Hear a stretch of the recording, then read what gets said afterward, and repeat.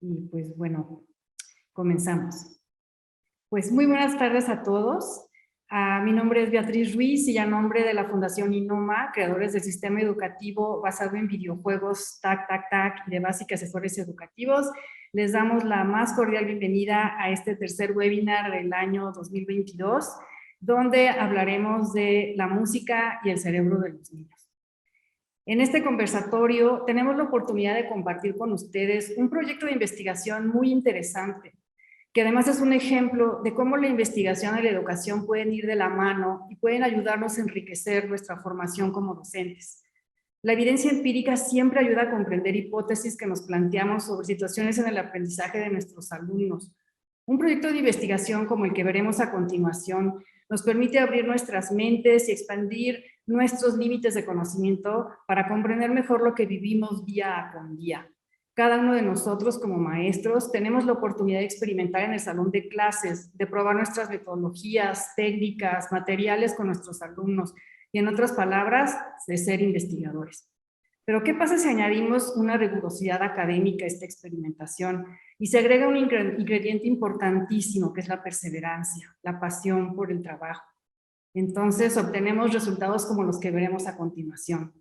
Permítame presentarles a la maestra Andrea Espinosa Correa, nuestra invitada de hoy. Y pues voy a leer su semblanza. Bienvenida, maestra Andrea. Muchísimas gracias, Beatriz. Y rápidamente les leo porque la verdad tiene un currículum impresionante, pero voy a tratar de transmitir las ideas más importantes. La maestra Andrea Espinosa Correa inicia sus estudios de guitarra a la edad de 7 años de manera informal. Posteriormente, a la edad de 15 años, ingresa a la Escuela de Música de la Universidad Nacional Autónoma de México, donde estudió un propedéutico y la carrera de bel canto. Durante 7 años formó parte de la compañía de ópera Mercedes Mendoza.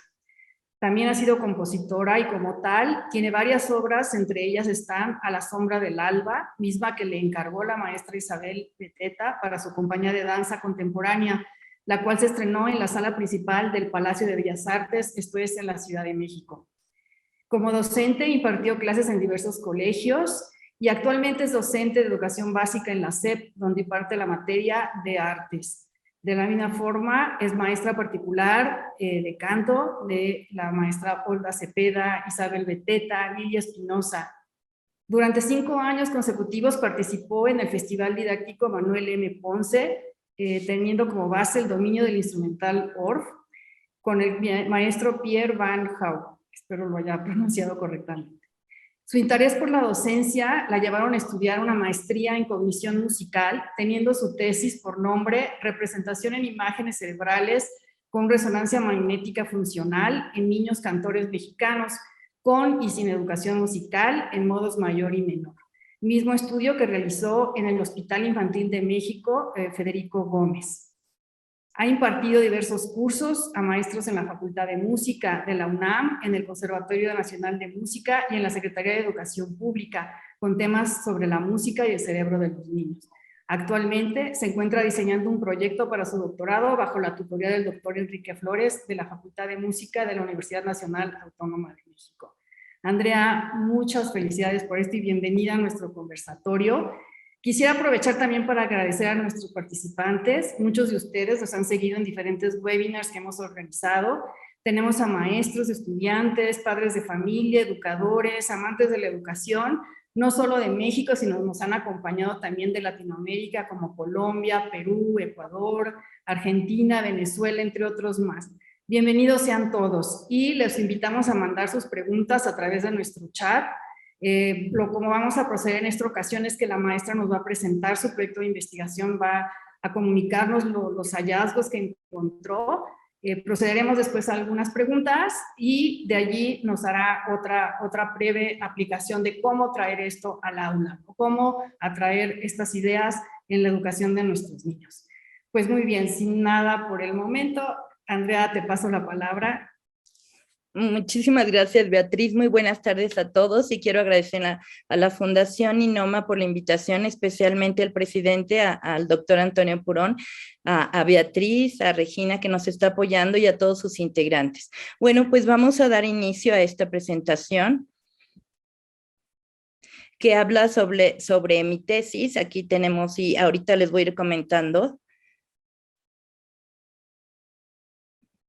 Bueno, esta tesis tuvo por nombre Representación en imágenes cerebrales, como lo acaba de comentar la maestra, en imágenes funcionales del cerebro en niños cantores mexicanos con y sin educación musical en modos mayor y menor.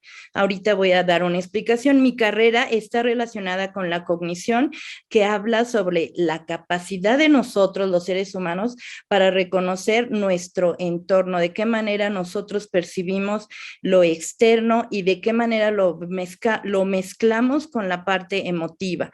Música, pues es conocido, son los sonidos combinados en el tiempo a través del espacio. Entonces, cognición musical es la habilidad de desarrollar nuestra inteligencia, placer, preferencia, memoria, emoción, todo de qué manera nosotros percibimos nuestro entorno, tanto el externo como el interno.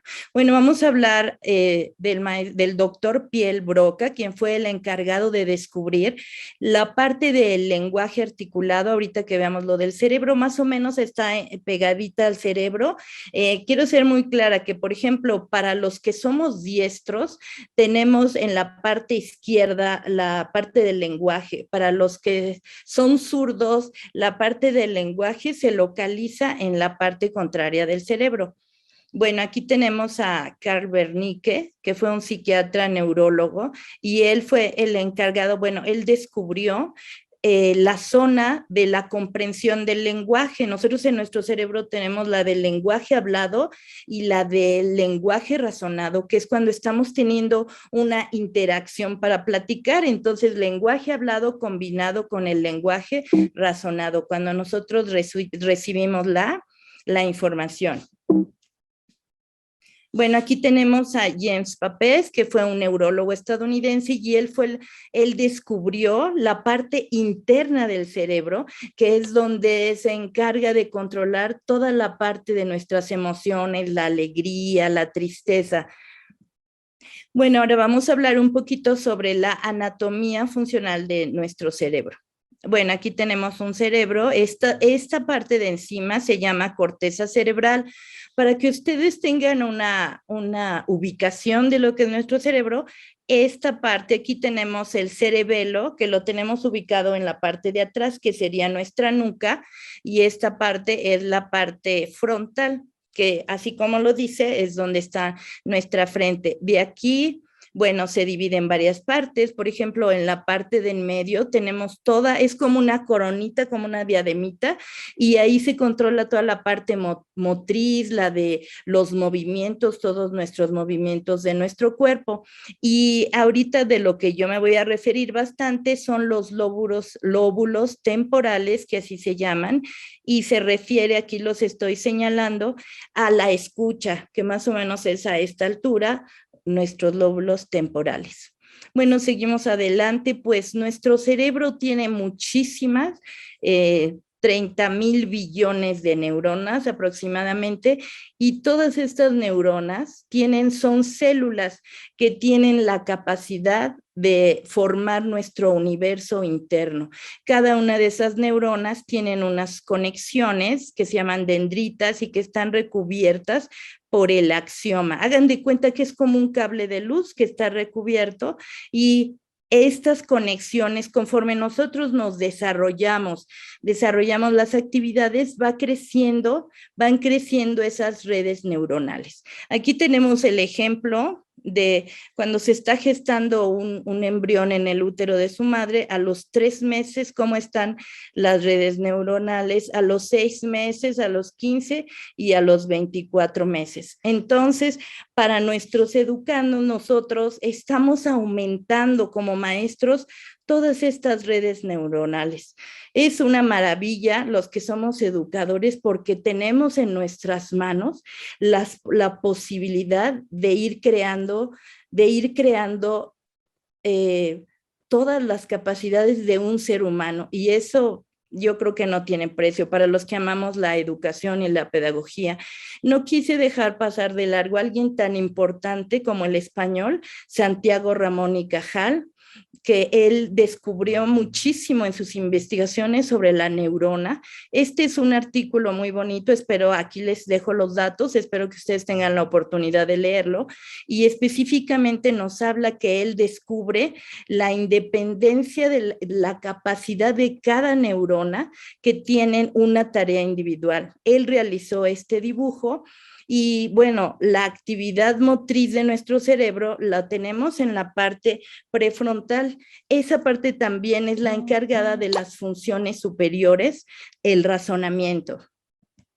Bueno, a través de todas estas actividades musicales del estudio que yo realicé, se habla de una plasticidad cerebral. ¿Qué es la plasticidad cerebral?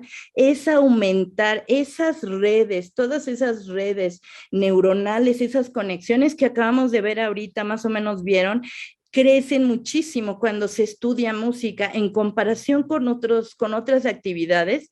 Se ha observado que la música ha sido un disparador para beneficio de otras actividades que nuestros educandos adquieren, como el lenguaje, las matemáticas, el análisis. Me encantó esta fotografía que encontré. Nosotros tenemos en nuestras manos nuestros alumnos, y nuestros alumnos con el cerebro, nosotros diseñamos y forjamos para una mejor educación. Entonces, la música les va a impactar de manera cognitiva, de manera fisiológica, tienen mejor coordinación. El cerebro alcanza su madurez a la edad de 21 años aproximadamente, la madurez auditiva, la madurez visual, etcétera. Bueno, pues aquí tenemos unas fotografías que quise introducir porque nosotros tenemos el trato directo con nuestros alumnos. Bueno, les voy a mostrar ahora sí, ya entrando en lo que fue el tema de mi tesis, uno de los artículos de Munthe y Altemüller, que fue realizado en 2002 y que habla de lo que les digo de la plasticidad cerebral. Ahorita vamos a ver, yo les voy a explicar. Todas estas partes de nuestro cerebro está llena de neuronas, que es la corteza cerebral, y aquí nos habla ¿qué es lo que se encontró? Pues se encontró mayores redes en la corteza motora primaria. Esta corteza motora, su nombre lo dice, motora, habla sobre los movimientos. La corteza está en toda esta parte como una diadema, como se los platiqué, y entonces existe plasticidad cerebral, quiere decir que se encontró un mayor número de conexiones. Bueno, está el planum temporal, que es el que les hablaba, que está aquí al ladito, y este planum temporal es el que está especializado en la escucha.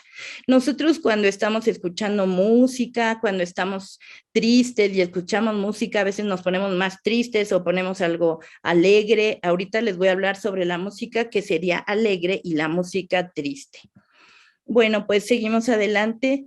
Para que nosotros recibamos el impacto de la música, para que nosotros escuchemos, hicimos un resumen de lo que es el sistema auditivo, y tenemos se divide en tres partes: el exterior, el medio y el interno. Bueno, pues entra entonces el impulso, recorre la cóclea, que es muy importante. La cóclea, aquí la tenemos, y ahorita van a observar que esta maravilla de la cóclea tiene una comparación con las vibraciones de los sonidos. Aquí tenemos ese espiral que acabamos de ver que está en nuestro oído, tiene una relación con el número de vibraciones que nosotros escuchamos, de cómo escuchamos los sonidos. Nuestro oído puede escuchar a partir de 20 Hz hasta 20,000 Hz. Entonces aquí tenemos un piano.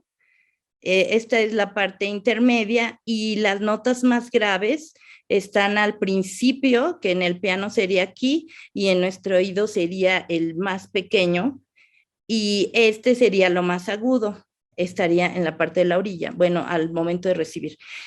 de esas neuronas que estamos platicando, que son las células cerebrales que tenemos, nosotros cuando tenemos algún tipo de emoción, alegría, felicidad, por ejemplo, se nos dispara la dopamina, la noradrenalina, que es un neurotransmisor, entonces nos hace sentir mucha satisfacción y la música nos hace sentir ya sea alegría o también tristeza. Aquí tenemos, bueno, vamos a hablar sobre el sistema límbico funcional, que es el sistema de las emociones. Es el centro del placer, aquí está, y es donde se reciben las endorfinas. Por eso nosotros en este estudio quisimos hacer un comparativo entre las emociones de nuestros alumnos, entre una canción triste y una canción alegre. Los materiales y métodos fueron los siguientes. Participaron 7 niños sanos, todos fueron diestros, porque como les comentaba anteriormente, existe una diferencia entre los diestros y los zurdos en relación a cómo funciona nuestro cerebro. Estos alumnos iban cada 8 días, eran de segundo de primaria, de tercero, de quinto y sexto de primaria. Los músicos tenían una experiencia de conservatorio en lectura, en solfeo, en interpretación de instrumento, y reclutamos a otros niños que no tenían educación musical. La hipótesis de este estudio fue, la hipótesis 1 fue que los niños con entrenamiento musical tienen una activación diferente al de los no músicos. Hubo otra, la hipótesis número 2, un paradigma musical en tono mayor ocasionará una activación cerebral diferente a la en tono menor. Tono mayor es una canción alegre y tono menor sería una canción triste. Ahorita les voy a explicar. Y la última hipótesis fue la escucha musical activa más las áreas límbicas, las áreas encargadas de las emociones en un niño músico. Bueno, pues aquí tenemos lo que es. Vamos a observar aquí. Tenemos un comparativo, la interpretación, aquí tenemos los resultados. Este fue en el niño músico. Estos son los niños músicos y podemos observar, esta es la corteza cerebral. Aquí, como les comentaba hace rato, aquí tenemos el cerebelo y la parte prefrontal o frontal. Este es el de los lóbulos temporal. Pueden observar ustedes cómo hay una fuerte iluminación o estimulación en los lóbulos, lo que se llaman los temporales que comentamos hace rato. Aquí tenemos a los niños no músicos y si observan es una iluminación activa en toda la zona del cerebro, en todo la prefrontal, los temporales, el occipital, en la parte motriz. Entonces esto nos habla que no hay una especialización. Y aquí tenemos el comparativo entre los músicos, aquí están los músicos y los no músicos. Esto nos hablaría de los no músicos, pues que existe un poquito de distracción, porque cuando nosotros estamos normalmente o están jugando videojuegos, algo así, se podría pues observar que no es tan específica la concentración como en un niño músico que ha escuchado y tiene una preparación.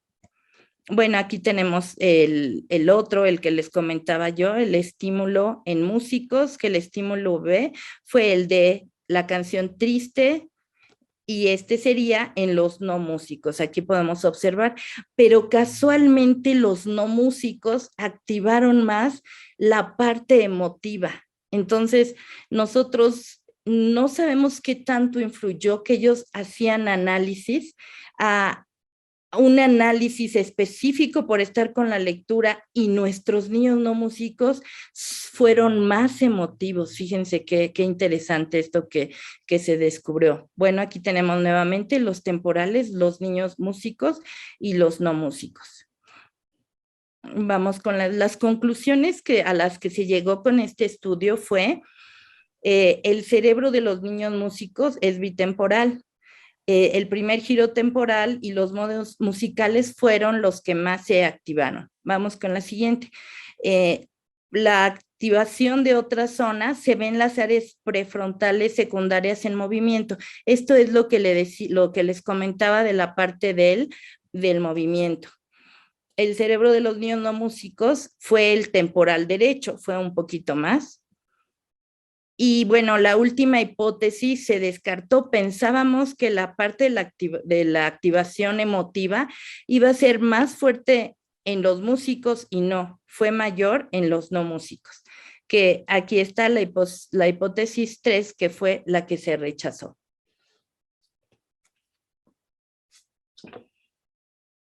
Perfecto, Andrea, muchísimas gracias. Yo creo que hacemos ahorita una pausa para resolver algunas preguntas si alguien del público tiene por ahí dudas y continuamos con esta siguiente parte, ¿no? De la aplicación. Sí, ¿O quisieras terminar esto? Esto ya es como la aplicación, ¿verdad? sí, ya esta ya va a ser, son algunos, bueno, es la motricidad y algunos ejercicios para que desarrollen con sus alumnos. Perfecto. Pues bueno, primero una pregunta de parte del público sobre la plasticidad y tienen esta duda sobre si la plasticidad será dependiente del género musical que se escuche. Influye, sí influye. Si nosotros estamos escuchando varios instrumentos de música clásica y los niños están captando su atención hacia el violín, hacia la trompeta, se capta, tienen una mayor atención a que si los niños tienen un aprendizaje de estar escuchando la música como la llamaríamos popular. ¿Por qué? Porque siempre es el mismo ritmo, casi siempre se pone una base rítmica y se mantiene esa base rítmica y entonces los niños no tienen más diversidad para escuchar y más preparación. Yo recomiendo que escuchen, que comiencen a escuchar poco a poco más música clásica, pero sí, definitivamente sí hay una diferencia. Perfecto, Andrea. Sí, entonces, bueno, a lo mejor resumiendo un poquito para ver si seguimos las principales ideas de, de tus hallazgos, ¿no? Entonces, en cierta forma lo que encontraron fue que al desarrollar o tener esta formación musical, ¿no? Y sobre todo en géneros con música clásica, en donde tienes esta variedad de ritmos, variedad de sonidos, de instrumentos, pudiera haber un mayor desarrollo de la atención y de la memoria, como bien mencionas aquí, habilidades esenciales en el aprendizaje, ¿no? Y en cambio, la parte emotiva, por alguna razón, en el caso de los niños que no tienen esta formación, digamos, musical en estas áreas, fueron los que más presentaron activación en centros límbicos donde se encuentran todo el tema de las emociones. ¿Aquí tienes alguna idea de por qué para los niños que no tuvieron esta formación, sobre todo en la música clásica, representó también una parte más emotiva, más emocional? Sí, yo creo que porque los alumnos los que tienen una instrucción musical, al estar haciendo el análisis, porque ellos tenían una partitura, lo hicimos con 2 obras de Juan Sebastián Bach, una en tono mayor y una en tono menor. Entonces, ellos al tener la partitura, los alumnos que tienen una preparación de conservatorio, estaban haciendo análisis de lectura, análisis de conteo, estaban leyendo en alemán, porque se hizo con la obra en alemán, y entonces yo creo que eso fue un factor muy importante para que ellos realizaran un análisis y a la vez utilizaran más el cerebro izquierdo, como lo hicimos en diestros, sería el cerebro en los diestros, el izquierdo, porque se divide en 2 lóbulos nuestro cerebro. Imaginen una manzana, la partimos en 2 y tenemos esa división, pero no está tan marcada, ¿no? Entonces, la parte analítica, los que somos diestros, la tenemos en el lado izquierdo. Y yo sí creo que eso influyó muchísimo para que los niños, los músicos, se les impactara más en ellos el hemisferio izquierdo. De acuerdo. Sí, súper. A lo mejor convendría un poco, Andrea, contarnos un poquito en qué consistió esta formación, cómo fue el programa, que bueno, ya me habías platicado anteriormente, pero bueno, sería bueno compartirlo. ¿En qué consistió esa formación? Porque bueno, fueron 2 años, ¿no? De estudio y de mediciones. Entonces, ¿cómo fue la formación con estos niños y cómo fue que seleccionaron a los niños del grupo control, por decirlo de alguna manera, los que no tenían esta formación? Pero que sí de alguna forma aprendieron también. A ver, cuéntanos un poco cómo fue la prueba, por decirlo así. Bueno, muchas gracias. Pues con los niños no músicos, yo asistí a varias escuelas y bueno, ya en una de ellas me dio la autorización la directora y de ahí fue que varios papás se interesaron en este proyecto, porque además vale la pena decir que este proyecto es único en el mundo, no se ha hecho este estudio. Y para los niños del conservatorio nos acercamos al director del conservatorio y también le interesó mucho este proyecto y de ahí fueron niños a partir de la edad de 6 años que tenían ya un estudio ya formal de lectura de partituras, de coro, de solfeo, de aprendizaje de piano. Y entonces yo también con agradable sorpresa me di cuenta que los chicos que estudiaron formalmente música, casi todos estaban en competencias de matemáticas, tenían muy buen lenguaje, estudiaban inglés, otros idiomas. Entonces sí creo que la música, y estoy cierta de ello, es un disparador para beneficio del crecimiento cognitivo de los cerebros de los niños. De acuerdo. Sí, y ahí en ese sentido tú nos decías cuáles fueron las obras, decías una de Bach y alguna otra con la que trabajaron y que tanto los niños que tenían la formación y los que no encontraban increíble, ¿no? Estos géneros. Fue el oratorio de Bach, que está en tono mayor, y de Bach, y la Pasión según San Mateo, que está en tono menor, también de Juan Sebastián Bach. Y bueno, una denota la diferencia por la velocidad, la que está en tono mayor es rápida, por eso se siente alegre, y la que está en tono menor es más lenta, es en tono menor. Nosotros heredamos de los griegos los tonos y el tono mayor es aquel que se escucha como muy alegre al oído y el tono menor es el que se escucha más triste. Y yo lo que hice fue que intercalé a los chicos que sabían leer partitura, los puse junto a un niño que no sabía leer, entonces los estuve intercalando. Los que no sabían leer partitura lo aprendieron totalmente de lo que decimos los músicos de oído, lo aprendieron de oído y así fue como desarrollaron y se la aprendieron de igual forma que los músicos. Increíble. Pues a ver, aquí tenemos varias preguntas del público. Una de ellas es, ¿a qué se debe la activación en los centros límbicos y las emociones? O sea, ¿qué sucede? Bueno, la activación en en los centros límbicos es una maravilla. Si nosotros estamos felices, nosotros estamos activando la dopamina, todos estos neurotransmisores que son 10, y el de la música es la dopamina. Si yo hago ejercicio, es la dopamina, es otro disparador.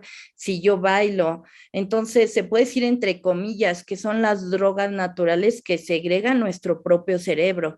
Y cuando nosotros estamos muy contentos, enamorados, comemos un chocolate, se nos disparan, es lo que se llama la zona del placer en el sistema límbico.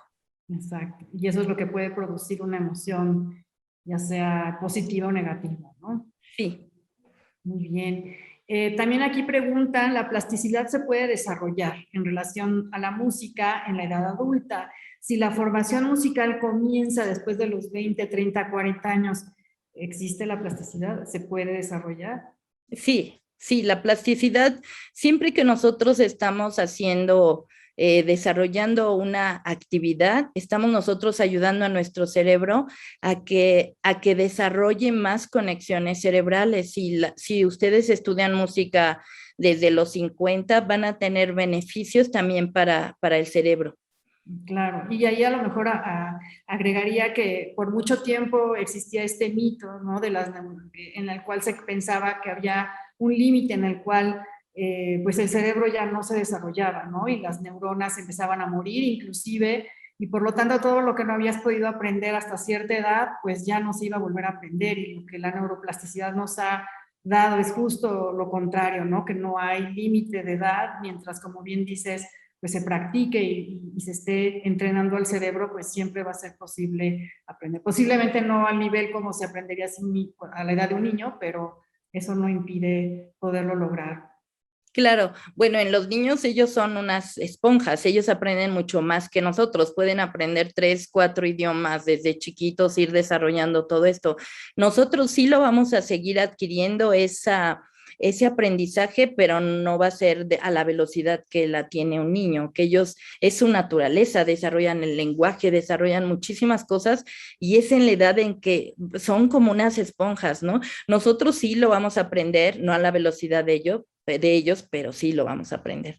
De acuerdo, entonces no hay que desanimarnos, todavía es tiempo de Claro. tener un instrumento, Sí. etcétera. Nos preguntan por aquí también, digo, si se hizo o de casualidad en la muestra de los alumnos con los que trabajaste, había niños ambidiestros y qué resultados hubo, encontraron si es que se dio el caso.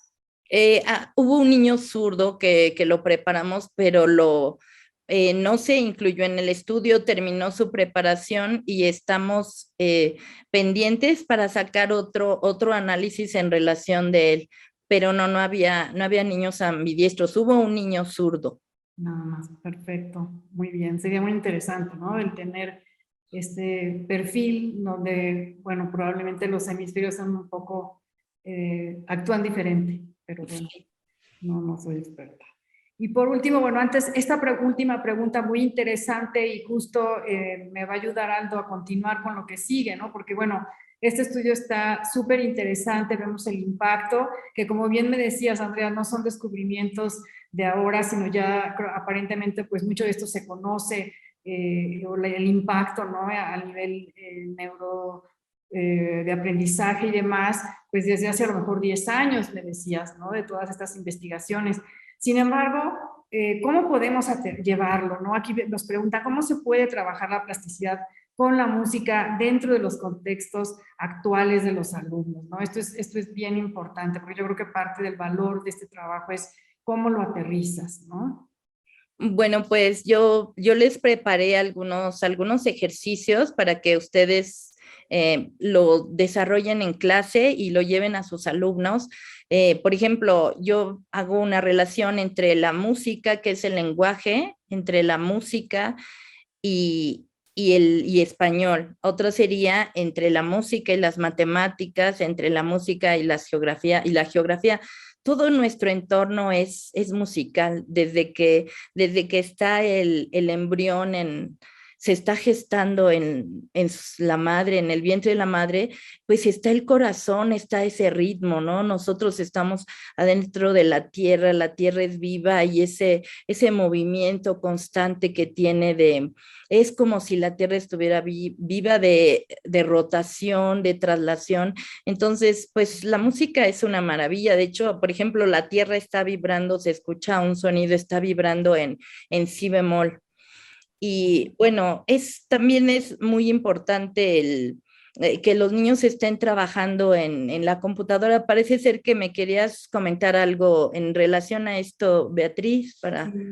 Sí, bueno, no, nada más, digo, parte de lo que nosotros hemos encontrado, digo, como tú lo viste, estos canales auditivos, ¿no? De cómo la música, pues ya activa tantos centros y en este caso también el de las emociones y que te desarrolla el cerebro para prepararlo para aprender otras áreas, ¿no? No es nada más música, sino te desarrolla más cosas.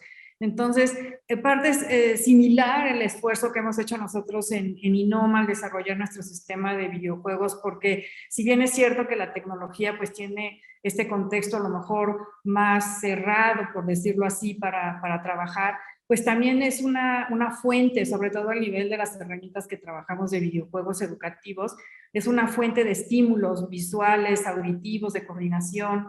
Entonces, de alguna forma, bueno, era conocer tu opinión de cómo la tecnología pues puede ayudar, ¿no? Y de hecho, bueno, ahorita tú nos vas a poner unas actividades muy interesantes que pues gracias a la tecnología las podemos compartir con personas que están lejos de nosotros. Pero era más bien tu opinión en el desarrollo de los niños y en esta formación musical, la tecnología, cómo la ves como este medio, ¿no? De aprendizaje también. Bueno, yo creo que la tecnología es una maravilla porque nos acerca en distancia, en tiempo, en muchas cosas. Yo creo que de manera educativa desarrolla de la misma manera que lo hace un instrumento. Hay varios juegos que son, de hecho, yo ahorita lo he estado utilizando cuando vino la pandemia, un teclado virtual con un teléfono se los pedí a mis alumnos y fue muy bueno para ellos. Se ubican conocen las notas, empiezan a tocar básicamente las melodías interesantes. Desde el punto de vista pedagógico, yo creo que es un beneficio para introducirlos antes de entrar al instrumento y también creo, bueno, como tú lo acabas de mencionar, está estimulando la parte de la vista, la parte motora de los dedos, que eso es bien interesante. Por ejemplo, cuando nosotros estamos trabajando con la yema de los dedos, que eso sucede con los instrumentistas y de hecho lo hacen al estar en la computadora, se desarrolla la parte prefrontal que hablo, que posteriormente, después de los 21 años, es la parte de las funciones superiores, como es el razonamiento. Entonces, todo este manejo que los niños usan a través de la computadora les ayuda a desarrollar la parte prefrontal que hace un momento yo también les estuve comentando. Qué interesante. Sí, muchas gracias, Andrea. Pues si quieres, continuamos con la presentación ahora de ver cómo estas investigaciones, estos resultados que has encontrado, los podemos trasladar, porque algo aquí bien interesante y la razón por la cual te invitamos, Andrea, es que el hecho de que tú seas experta en estos temas, tanto musical como de neurociencias y de todo lo que has investigado, pues no quita que a lo mejor el tener un grupo de alumnos, el ser un maestro en una escuela rural, urbana, lo que sea, pudieras aterrizar algunas de estas ideas con tus alumnos sin tener esta formación de músico, ¿no? Y creo que eso nos pareció muy valioso de compartir. Entonces, bueno, adelante y continuamos con las preguntas en la segunda parte. Muchísimas gracias, Beatriz. Bueno, pues vamos en base a lo que estudiamos, vamos a tratar de desarrollar la motricidad, la memoria y de colaborar para esa plasticidad cerebral. Yo desarrollé estos ejercicios, por ejemplo, español y música. Vamos a solicitar a los niños que nos digan una palabra de una sílaba. Vamos a trabajar con ellos. Va a ser lluvia de ideas. Y por ejemplo, a mí se me ocurrió poner estas 4 palabras de una sola sílaba: sol, luz, yo, tú. Y relacionada con la música, nosotros la vamos a relacionar con esta figura rítmica. En música se llama negrita o un cuarto, es el nombre que recibe. Bueno, entonces vamos a formar un grupo. La mayoría de la música, tanto clásica como popular, está construida en 4 cuartos. Quiere decir que vamos a usar 4 pulsos. En música, hagan de cuenta, el, sol, da, luz, ¿sí? Entonces, los niños van a repetir el, sol, da, luz. Y ahí ya están utilizando, como les decía, la parte motora, la voz, están leyendo. Y aquí tenemos un ejemplo de un silencio. La música también está formada por silencios.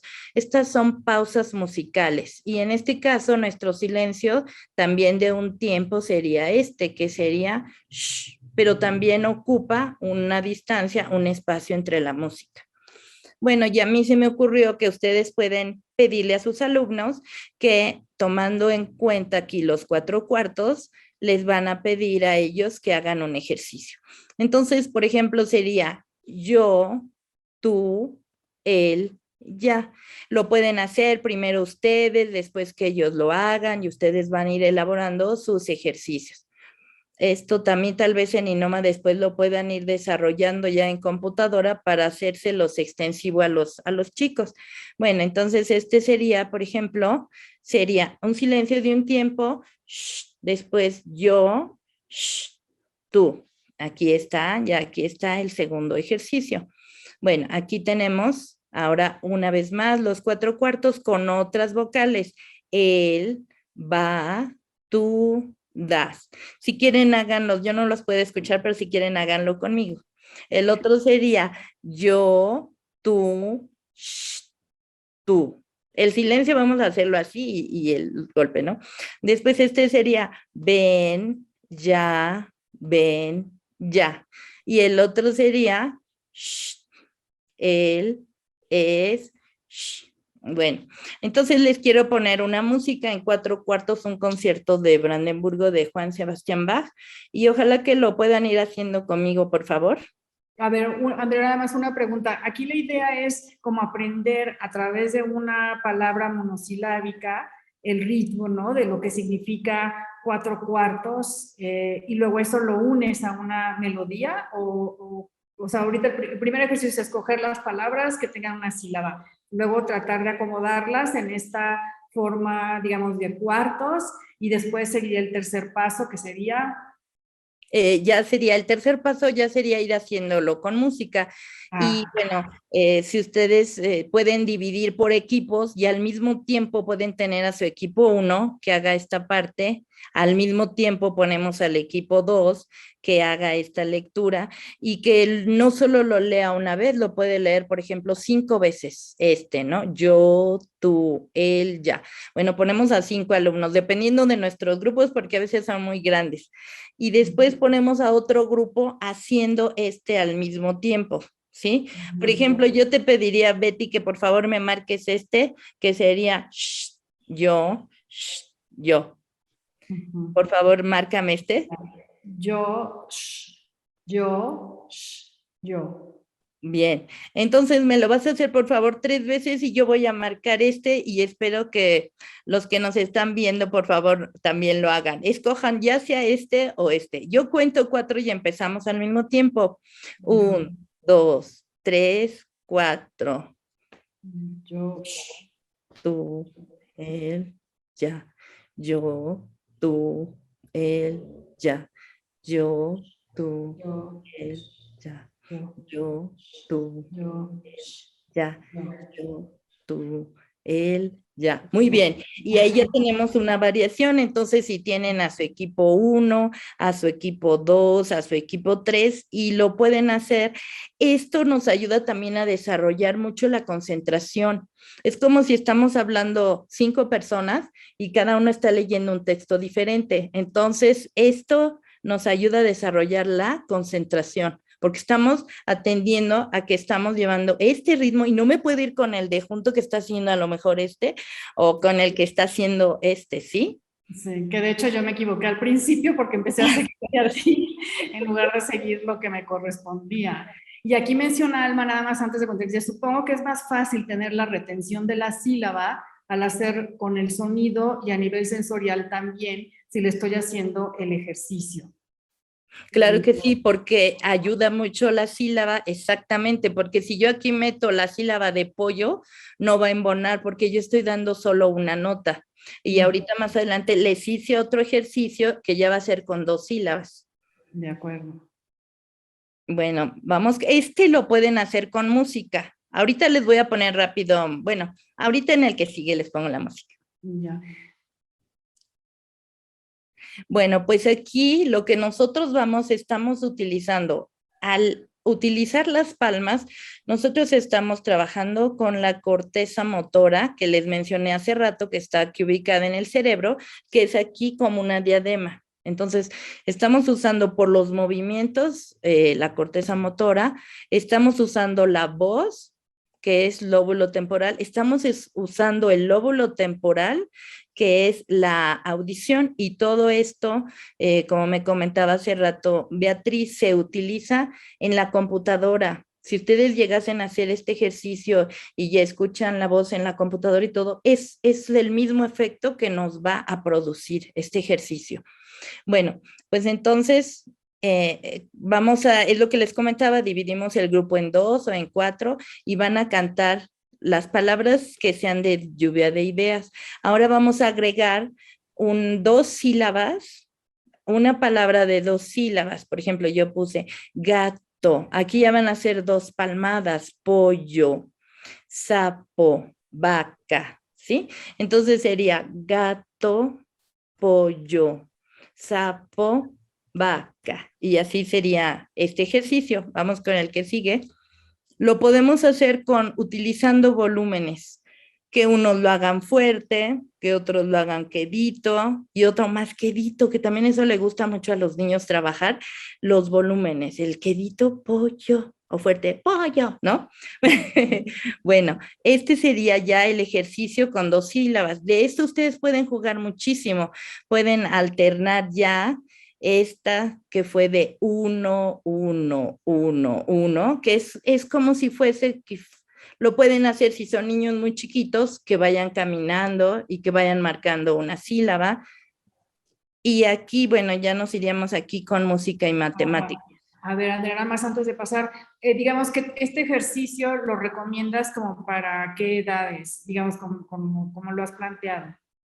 Pues este ejercicio yo lo recomiendo para los niños de primaria, para todos los niños, de primero a sexto grado, pero ustedes le pueden ir dando más dificultad, como, por ejemplo, si yo, me voy a regresar, si yo este ejercicio lo hago con niños de sexto, entonces yo les puedo poner que ellos se aprendan una oración difícil, bueno, entre comillas difícil, cada equipo, entonces yo ahí ya le voy a dar más dificultad, ¿no? Yo le voy a decir, yo, tú, él, va, sí, es como yo, pero de memoria. Entonces ya ahí están utilizando la memoria, la coordinación.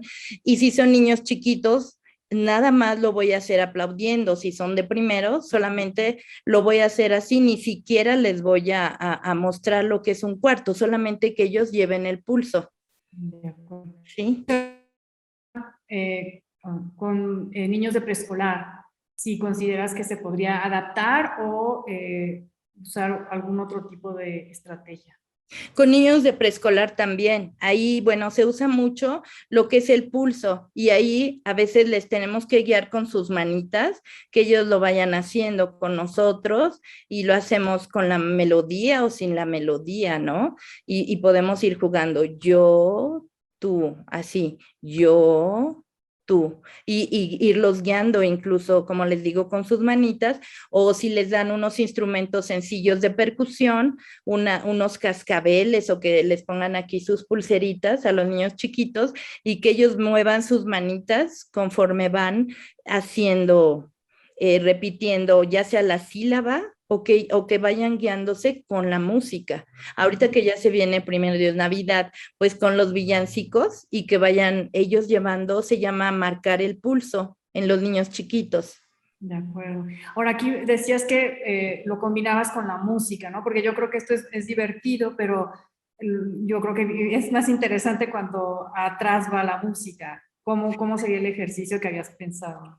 Bueno, aquí tengo los conciertos de Brandenburgo. Bueno, al final les hice una pequeña listita de música clásica que pueden ir combinando con este ejercicio y les voy a poner ahorita uno de los conciertos de Brandenburgo y si lo quieren hacer con nosotros, vamos a hacer todos este ejercicio. ¿Qué les parece?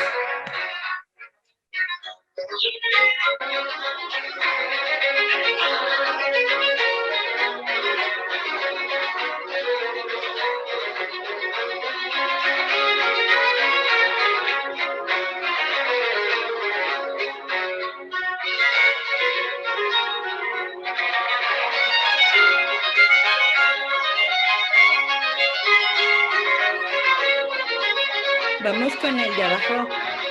Perdón.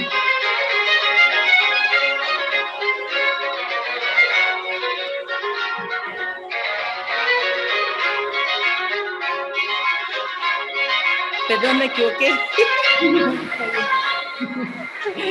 Mucha coordinación, ¿eh? Bueno, perdón. Bueno, entonces sería este que les iba a marcar y luego silencio. Ya ven, tenemos que practicar. Sí, muy importante. Pero bueno, creo que suena muy interesante cómo vas combinando el cuerpo y los movimientos, la memoria y la atención junto con la música, ¿no? Y creo que aquí entra también un poco lo que hablaba sobre el tono, o sea, esta melodía que acabamos de escuchar es alegre, o bueno, por lo menos la considero yo alegre. ¿Cómo combinas esta parte de cómo lo trabajas con los niños, ¿no? Para vincular la música y ahora con la parte de las emociones. Yo les recomiendo que busquen obras en tono mayor. Ustedes, bueno, ahorita como comentábamos que la computadora es una maravilla, que ustedes pongan obras clásicas en tono mayor y ya les va a desplegar. Yo al final de esta presentación, que con mucho gusto se las va a compartir Beatriz, si ustedes la quieren, y hay una lista de música clásica en tono mayor. En caso de que no, ustedes la buscan, porque una música en tono menor es un poquito más triste, más lánguida, y yo lo que les recomiendo para activar la dopamina, la excitación y la alegría es que utilicen obras en tono mayor. De acuerdo. Pues si quieres, continuamos ahora esta vinculación que nos has hecho con matemáticas, ¿no? Porque digo, de por sí ya en esta sección podemos verlo que no nos podemos escapar, ¿no? De las matemáticas también aquí, pero bueno, veamos tu otra propuesta. Muy bien, bueno, pues aquí ya es un poquito más formal, es como para niños de quinto y sexto, y ya aquí ya les vamos a explicar el conteo. Entonces, tenemos, por ejemplo, una redonda que sería el entero, la unidad. Aquí yo puse un pastel muy rico completo. Después, la blanca correspondería cada blanca. Si yo parto ese pastel en dos, cada blanca corresponde a una mitad del pastel. Si yo lo parto en cuatro, cada negrita me corresponde a, es lo que ahorita hicimos, ¿no? Cada pedacito en cuatro me da todo un entero. Y si yo lo subdivido en 8, aquí lo tendremos en 8, está subdividido.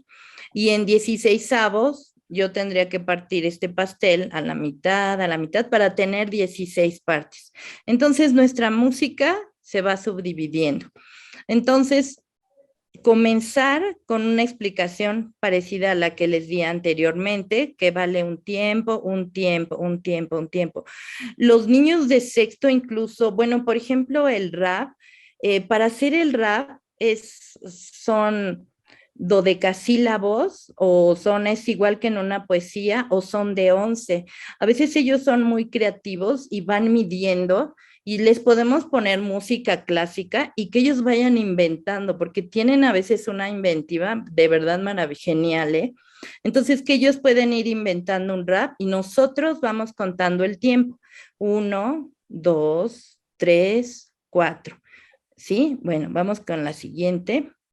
Nosotros podemos dividir a nuestro grupo en todo el salón, lo dividimos por decir de 4, un número X, o pueden ser 3, 6, según, como les comento, los grupos que ustedes tengan. Vamos a dividir ese en nuestro grupo y vamos a hacer ejercicios, así como ahorita lo hicimos nosotros con la música. Entonces yo, por ejemplo, digo, mi grupo 1 va a marcar solo silencios. Tendríamos que tener un espacio grande o irnos al patio ahí a hacer algo. El grupo número 2 va a ser silencio, cuarto, cuarto, cuarto. El grupo número 3 y hacer este ejercicio en todo el salón. Esto nos va a ayudar a desarrollar la memoria, la concentración y la parte motriz. Con esto vamos a ir sellando información.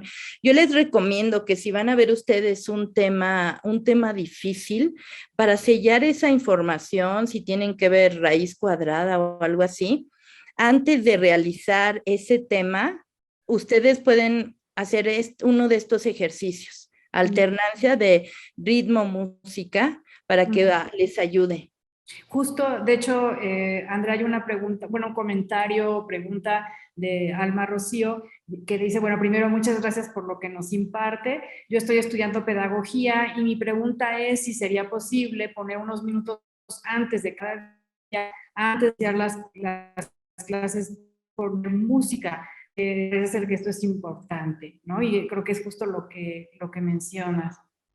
Claro que sí, incluso lo pueden hacer poniendo música como subliminal, pero muy quedito para que no se vuelva un distractor, que no les jale la atención por completo, de muy quedito, mientras ellos están haciendo su ejercicio que tengan que hacer del tema que les corresponda, ponerles música clásica, eso les ayudaría mucho.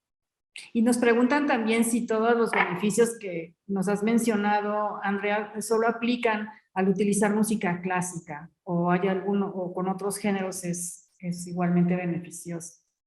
Bueno, con otros géneros también, porque a ellos sí les gusta mucho la música. Yo lo que hago a veces es negociación, que les digo, bueno, vamos a escuchar una canción que les guste, bueno, habrá una que me guste.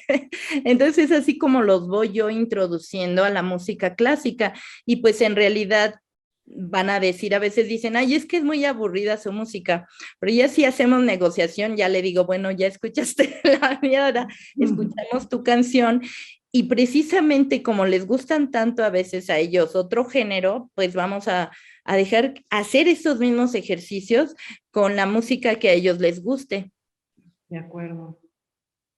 Si quieres, bueno, continuamos con esta actividad y ya nos vamos acercando al final de nuestro interesante conversatorio, pero continúa, por favor, Andrea. Ay, muchas gracias. Bueno, aquí está la propuesta que les puse yo de música mayor, en tono mayor, que esto nos hace sentir muy bien. Está La Primavera de las Cuatro Estaciones, que es el primer movimiento de Antonio Vivaldi. Claro de Luna de Ludwig van Beethoven, que es un poquito más tranquila. Está el Va Pensiero de la ópera del Nabucco. Todas estas están en cuatro cuartos. Como les comentaba anteriormente, la mayoría de la música, tanto popular como clásica, está en cuatro, se establece en cuatro cuartos. Bueno, aquí tenemos el aria para la cuerda de sol de Juan Sebastián Bach, que es muy bonita también. El oratorio de Navidad de Juan Sebastián Bach, que es el que se utilizó en mi estudio, y los conciertos de Brandenburgo, todos también están en tonalidad mayor. Súper. Bueno, aquí les dejo mi contacto. Yo tengo un canal en donde doy clases de guitarra, es gratuito, es para niños y aquí está también mi correo electrónico. Ay, muchísimas gracias, Andrea. Perfecto. Pues si quieres dejamos de compartir. Bueno, ya tomaron los datos. De todas formas, todo este material se los compartimos por correo al tener registrados en este webinar. Se los compartiremos con muchísimo gusto, al igual que la grabación. Y pues bueno, nada más, yo tengo una duda, Andrea, y de toda esta investigación, digamos, ¿cuál fue el mayor reto al que te enfrentaste durante pues, estas mediciones, durante estos 2 años de trabajo? Pues el mayor reto y que estoy muy contenta fue que mis alumnos asistieran todos los sábados al Conservatorio de Música y que no haya perdido yo ni a ninguno de mis alumnos. Eso fue para mí mucha satisfacción y lógicamente se los agradezco mucho a ellos porque fue un trabajo conjunto de los alumnos. Estos resultados son para los alumnos. En Europa se ha estipulado que la clase de música es una clase obligatoria, pero por estos beneficios que se han descubierto. Entonces, lo que a mí más fue un reto fue mantener la asistencia de mis alumnos y le estoy muy agradecida a ellos. Sí, súper, porque fui durante 2 años, sobre todo me imagino con los niños que no tienen esta formación, pues como decías tú, para muchos de ellos a lo mejor que todavía no comprenden este género, pues les es complicado y al final pues pudiera ser aburrido y sin embargo lograste capturarlos y entusiasmarlos y al final, bueno, me contabas que cuando terminó toda la investigación te pedían continuar, ¿es así? Sí, me solicitaron, bueno, había un chiquito de 6 años que lo hacía con tantas ganas, como dices, ellos no conocían este género, y me dijo su mamá, es que le cambiaste la vida, se la pasa cantando ópera, descargaron en su celular las canciones, y bueno, para mí fue muy bonito, porque lejos de ser aburrido, les empezó a surgir el gusto, y por eso no dejaron de ir, porque pues ellos no conocían a Bach, y por ejemplo, la Pasión según San Mateo, que es una obra difícil, ¿no? Y ellos iban y ensayaban, y sí, eso fue muy bonito. Perfecto, Andrea. Aquí nos piden si podría darnos alguna recomendación de pedagogos musicales a consultar, si tienes algunas sugerencias. Pues en cognición musical aquí en México, en cognición en esta carrera, hay artículos del que fue mi primer maestro, el doctor Eduardo Castro. Es una investigación que se hizo parecida a esta, fue con niños invidentes de cognición musical y ahí se descubrió que a pesar de ser invidentes, crecían las conexiones de la visión cerebrales después del estudio de la música, que eso es súper interesante. Está ese artículo del doctor Eduardo Castro en relación al aspecto del cerebro. Está mi maestro, el jefe de neurocirugía del Hospital Infantil, que tiene muchísimos artículos, es Fernando Chico Ponce de León. Él es ahorita, es una institución en este tema. Y bueno, ustedes pueden buscar cognición musical. Está Gabriela Herrera, que también es de la Facultad de Música, que ya tiene varios artículos. No están enfocados en niños, pero están enfocados en el estudio de la cognición musical. De acuerdo. Y pues bueno, todas estas referencias las agregamos a la presentación por si tienen curiosidad, y con mucho gusto está el contacto también de la maestra, que bueno, te lo agradecemos mucho, Andrea, de verdad ha sido muy interesante. Y muchas gracias. pues bueno, hemos aprendido mucho, practicado mucho. Ay, gracias. Esperemos que esto se pueda llevar. Creo que coincidimos todos, inclusive desde INOMA, en que las artes, en especial la música, es algo pues que traemos dentro, ¿no? Y que se puede aprovechar como un canal para comunicarnos con los niños y para aprender. Y pues bueno, nada más para cerrar, bueno, normalmente hacemos esta actividad de decir, bueno, ¿qué te llevas de esta plática tú como ponente en una palabra? O sea, ¿con qué te quedas con una palabra? Pues les quiero agradecer muchísimo el compartir, el aprovechar que podemos tener una comunicación a través de la computadora, que ha sido una maravilla, el poder tener una retroalimentación y poner un pequeñísimo granito de arena para que ustedes utilicen esto con sus alumnos, lo compartan y que ustedes desarrollen todos nuevos ejercicios como educandos. A mí me gustó mucho esa fotografía donde están las manos y está el cerebro. Nosotros tenemos, es un apostolado el que los maestros hacemos con nuestros alumnos. Y les quiero decir que cuando los alumnos aprenden en un ambiente sano, en un ambiente de alegría, ellos sus neurotransmisores están segregando dopamina, que es el gusto, es el cariño. Entonces, pues yo los convoco a eso y estoy muy, muy agradecida a INOMA, al doctor Purón, a Beatriz y a todos por abrirme las puertas. No, al contrario, Andrea, muchísimas gracias por compartir este increíble trabajo con todos.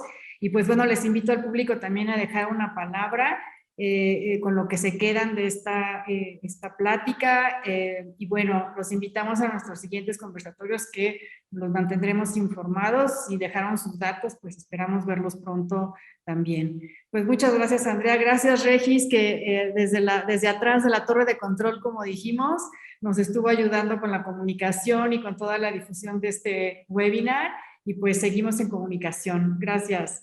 Gracias, Regis. Buenas tardes. Gracias. Hasta luego, gracias. Hasta luego.